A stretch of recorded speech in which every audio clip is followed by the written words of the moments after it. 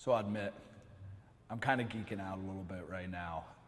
This is one of my most favorite, if I'm allowed to say that grammatically, it's one of my most favorite sections because I have the opportunity to explain a stress model that, not to be too dramatic, but essentially changed my life. And the reason being is we all, myself included, have the tendency to really kind of get confused and uncertain about why we're stressed out.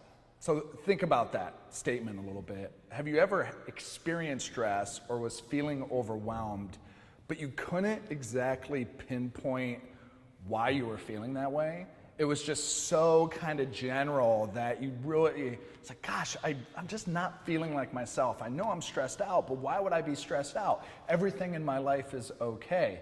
So today, I am going to provide and present a model to you of stress that demystifies the process of stress.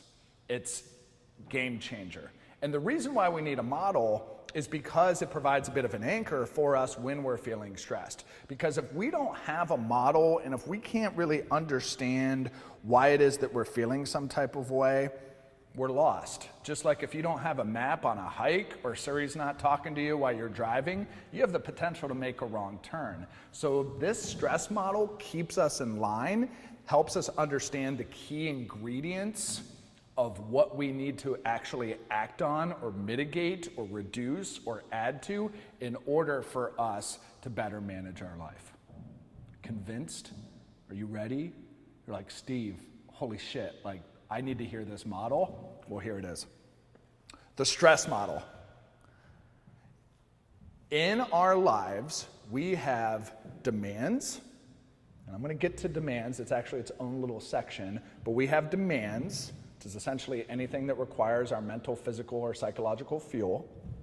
We have coping resources, which is the way in which we fill up our physical, psychological, or emotional fuel tank. And then we have our experience of stress.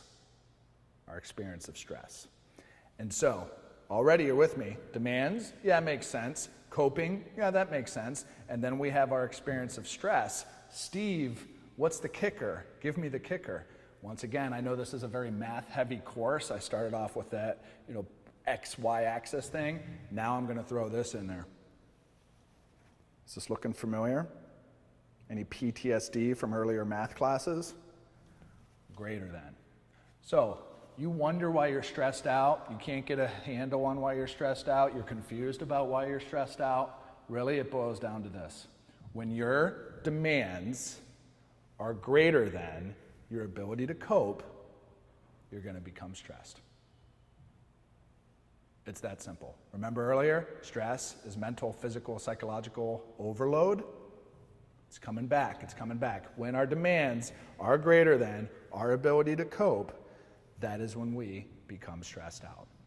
So, this entire rest of the course is going to be focused on reducing demands, increasing positive coping resources, and understanding how we experience our particular version of stress. Model of stress. Demands greater than, coping equals our stress response.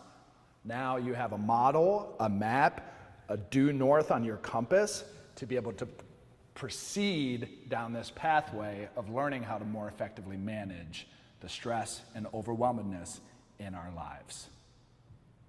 Let's get it going.